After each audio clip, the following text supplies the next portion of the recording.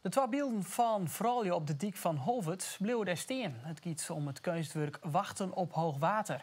De provincie en gemeente Noord-Friesland keepje de beelden van de makker Jan Ketelaar van Drachten. De Drachtse kunstenaar is blij dat de zaak nou eindelijk roen is, benamd omdat de provincie het iconische beelden neemt. Het is een heel goed dag geweest, terug de tijd heen. En dat het nou dan hier op uitrent is, maar dat is geweldig.